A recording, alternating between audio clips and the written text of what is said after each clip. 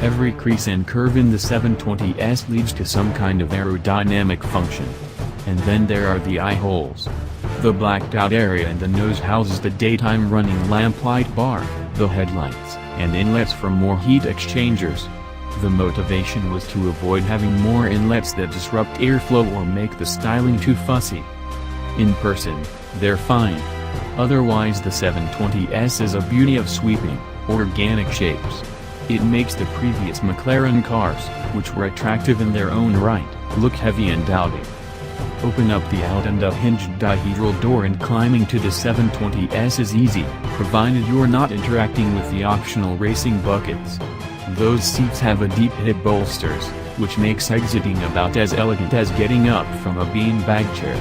On the plus side, they're nearly as comfortable as the standard seats and more supportive and hard cornering, which the 720S does well and often. The rest of the cabin is familiar McLaren territory with a couple of parlor tricks thrown in for good fun. The main attraction is the tilting dashboard, that goes from a full digital display to a horizontal tachometer and digital speedometer.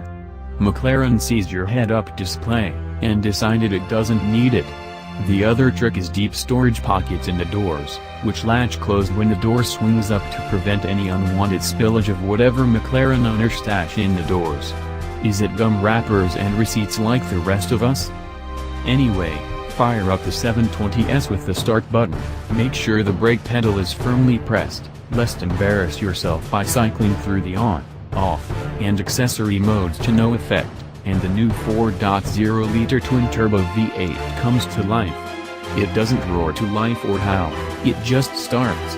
And that's the biggest fault of the McLaren 720S. For a $288,845 starting you don't get much in the engine noise department. The optional sports exhaust elevates the soundtrack from bland nothingness to a nice tenor growl, but the McLaren still lacks the distinctive sound of a V8 in a Corvette, Aston Martin, or pre-turbo Ferrari. But oh heavens does this engine go! It's an evolution of McLaren's 3.8-liter V8.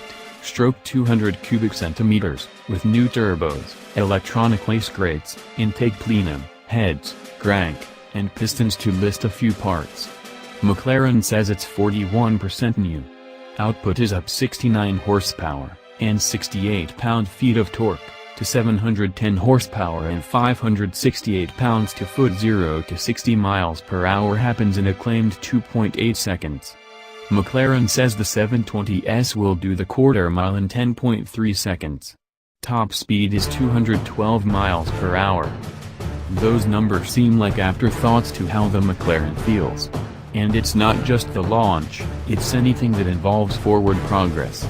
And probably reverse as well, but we didn't try that. Stab the accelerator on an open stretch of country road in Europe to 120 miles per hour in a matter of a few car lengths.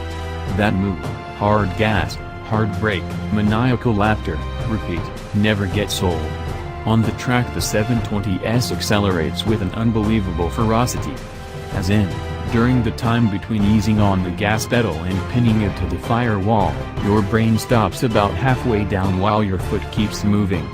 I did it, lap after lap, and every time found it shocking. Yet for such power, and equally matched grip and braking performance, two things stand out about driving the 720S fast. First, the lack of noticeable electronic intervention. Even on a rough two-lane the only indication of traction control is the flashing light. There's no bogging or surging in the engine.